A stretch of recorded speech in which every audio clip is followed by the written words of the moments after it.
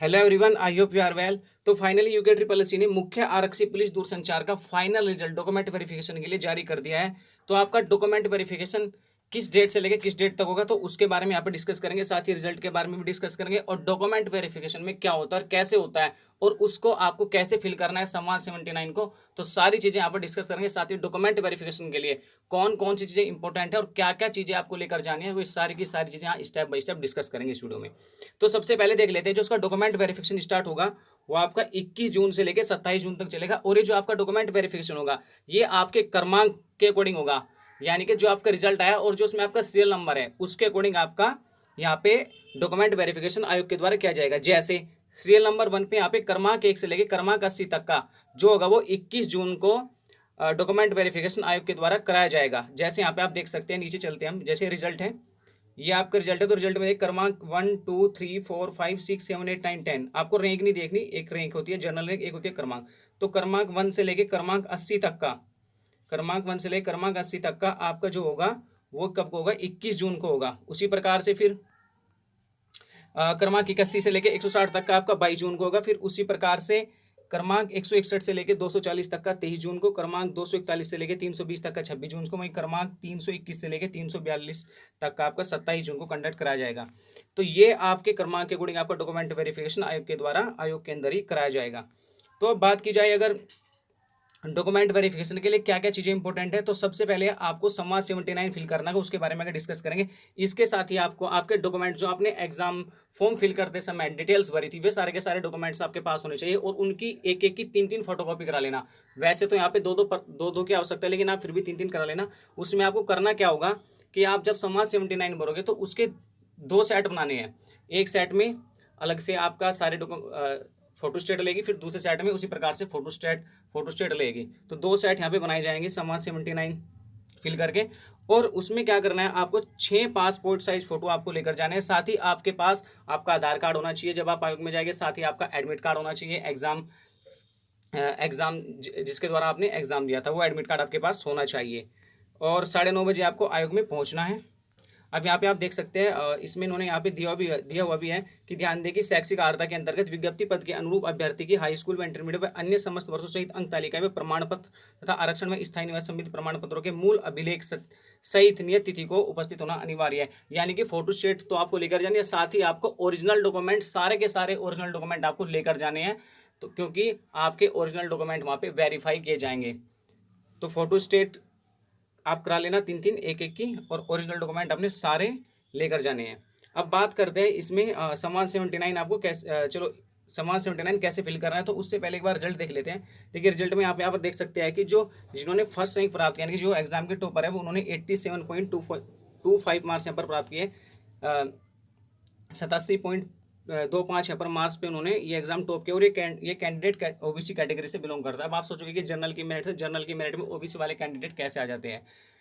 तो ये देखिए यहाँ पे एससी, कुछ आपको जो जनरल के मेरिट में एससी कैंडिडेट मिल जाएंगे, एसटी भी मिल जाएंगे, ईडब्ल्यूएस वाले मिल जाएंगे। तो देखिए इसका जो रीजन होता है ना, चाहे वो यूके ट्रिपल एससी हो, यूके पीएससी हो या यूपीएससी तक का जो भी कैंडिडेट, चाहे वो एसटी हो, ओबीसी हो, एससी हो, किसी कैटेगरी से बिलोंग करता है, अगर वो जनरल कैटेगरी वाले जितने मार्क्स अचीव कर लेता है तो उसको जनरल की मेरिट में ही स्थान दिया जाता है। लेकिन जो सीटों का डिस्ट्रीब्यूशन होता है वो सीटों का डिस्ट्रीब्यूशन उनका अपनी कैटेगरी के अकॉर्डिंग ही होता है। अब यहाँ पर जो जिन्होंने फर्स्ट रैंक प्राप्त किया ओबीसी वालों ने, उन्होंने 87.25 पर प्राप्त किया है।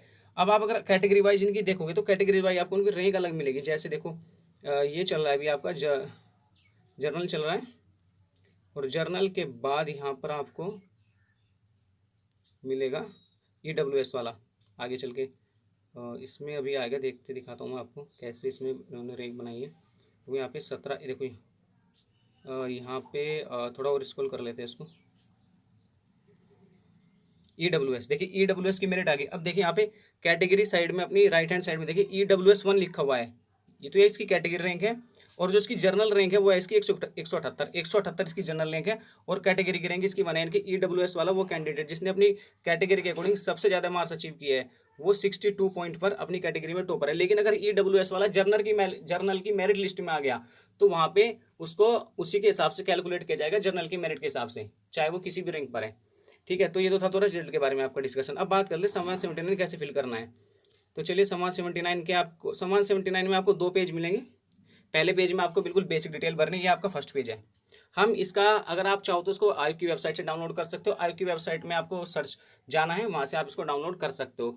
और वहाँ पे थोड़ा आपको अपडेट किया है तो वहाँ पे थोड़ा सर्च करने में आपको थोड़ा ऊपर नीचे मिलेगा। ये तो थोड़ा ये शायद ऊपर है, ऊपर आ गया है समाज 17 है, तो वहाँ से आप इसको डाउनलोड कर सकते हो स्क्रॉल करके। वरना हम इसका वीडियो के डिस्क्रिप्शन बॉक्स में समाज 79 का लिंक दे देंगे, डायरेक्ट आप वहाँ से डाउनलोड कर लीजिए, ये बिल्कुल ईजी वे है।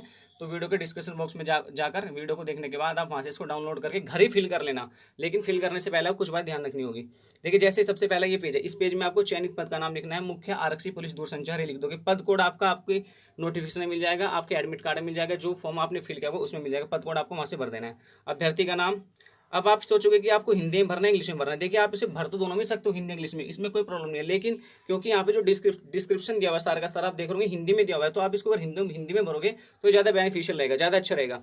तो क्योंकि मैंने कई बार देखा है और हमारा एक रियल एक्सपीरियंस भी रहा है, तो मोस्टली हिंदी में ही कैंडिडेट्स को भरते हैं।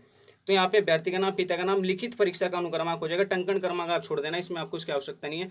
चयनित श्रेष्ठता सूची का क्रमांक, यानी कि जो आपकी चयनित श्रेष्ठता सूची का क्रमांक है, क्रमांक यानी कि ये जैसे यहाँ पे 287 हो गया, 288 हो गया, ये वाले जो क्रमांक है ये आपको यहाँ पे फिल करना है। समाज 79 में चयनित श्रेष्ठता सूची क्रमांक आपको फिल करना है।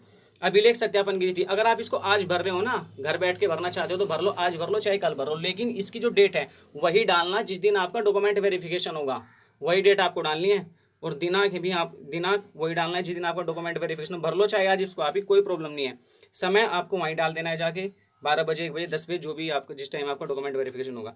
अभ्यर्थी के हस्ताक्षर आपको करने हैं, अभ्यर्थी का नाम यहाँ पे लिखना है, पता पूरा पता आ जाएगा। मोबाइल नंबर आप यहाँ पे वही डालना जो आपका करंटली मोबाइल नंबर चल रहा है, मतलब जिसमें आप कॉल रिसीव कर सकते हो। क्योंकि क्या है ना कि क्योंकि अगर आपके डॉक्यूमेंट में कोई भी किसी प्रकार की प्रॉब्लम क्रिएट होती है तो आयोग आपको फ़ोन कर सकता है, फ़ोन करके बुला सकता है, ठीक है। तो आपसे संपर्क किया जा सकता है किसी भी प्रॉब्लम अगर आपके डॉक्यूमेंट में क्रिएट होती है किसी प्रकार की, तो इसीलिए वही यहाँ पे मोबाइल नंबर थे जो आपका करंटली चल रहा है।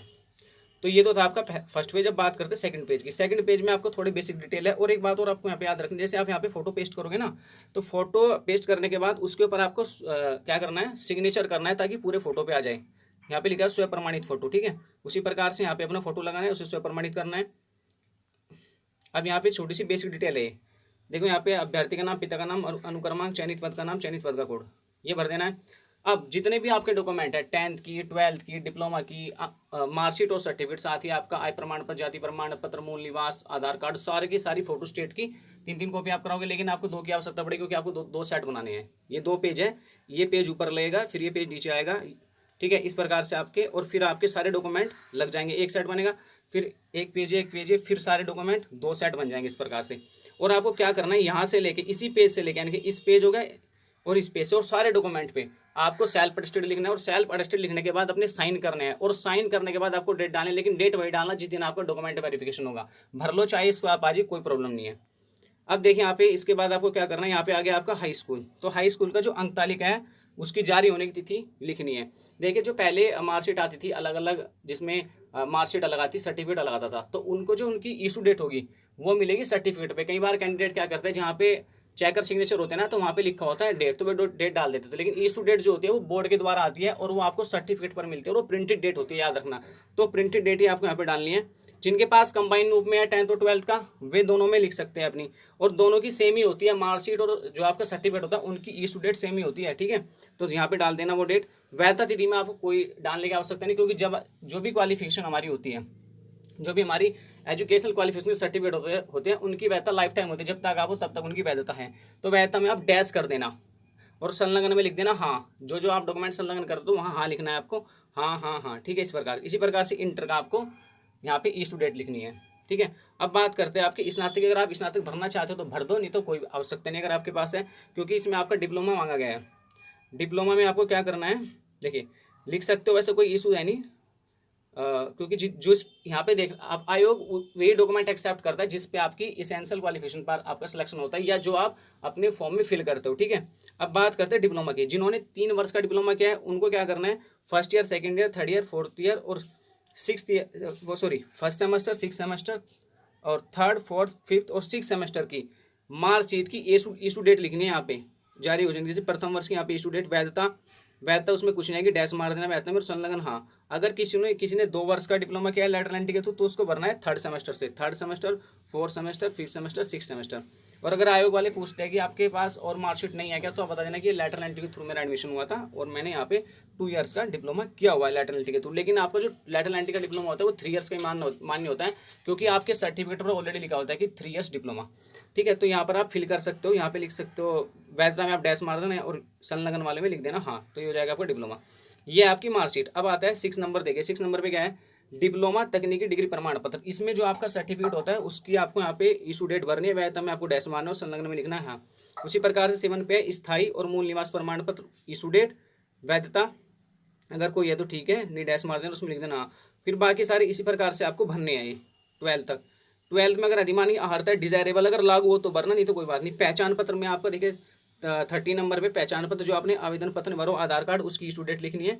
वैधता में आप देख लेना, वैधता तो उसकी शायद जब तक हो लाइफ टाइम ही है शायद, वैधता का तो कोई ऐसे इशू है नहीं, उसमें डैश कर सकते हो अगर उसमें वैधता दी हुई है।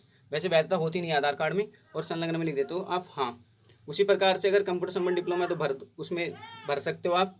उसके बाद अगर आपने इनके अलावा कोई और सर्टिफिकेट भरे हैं और जो आपके इन सीरियल नंबर में नहीं आए 1 से लेकर 17 तक का, इसमें कोई 70 तक का आपका कोई भी डॉक्यूमेंट ऐसा छुटा है जो इसमें नहीं आया हुआ है तो उसे आप अन्य में भर सकते हो। अगर आपने फॉर्म में फिल किया है तो अन्य में आप यहाँ लिख देना उसकी इशू डेट, वैधता और यहाँ पे हाँ। क्योंकि वैधता वाले डॉक्यूमेंट ऐसे होते हैं, जैसे कि ड्राइविंग लाइसेंस हो गया, आय प्रमाण पत्र होगा, तो इनकी वैधता होती है, इसीलिए यहाँ पे वैधता वाला कॉलम बनाया हुआ है, तो उनकी वैधता भरी जाती है। ठीक है, अब बस ये आपका मेन काम है।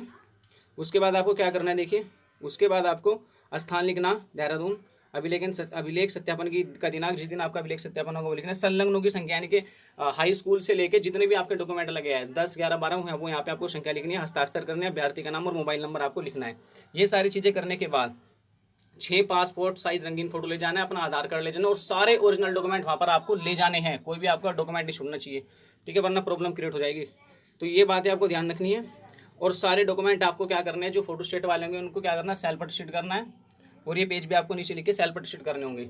सेल्फ अटेस्ट करने के बाद डेट वही लिखना जिस दिन आपका अभिलेख सत्यापन होगा, भर लो चाहे इसको आज ही आप, कोई प्रॉब्लम नहीं है। ठीक है, तो ये थी स्टूडेंट कुछ जानकारी। बाकी आप ये जो आपका समाज 79 है वीडियो के डिस्क्रिप्शन बॉक्स में से जाकर आप इसको डाउनलोड कर सकते हो और घर बैठ के इसको फिल कर लेना। और जब आपका डॉक्यूमेंट वेरिफिकेशन होगा उससे पहले अपने सारे डॉक्यूमेंट कंप्लीट करके फिट करके इजीली आप वहाँ पे पहुँचना, तो आपको कंफर्ट रहेगा और सारे काम आपके इजीली फिट हो जाएंगे। तो ये थी स्टूडेंट कुछ जानकारी। तो आज की वीडियो में बस इतना ही, तब तक के लिए wish all the best, thank you.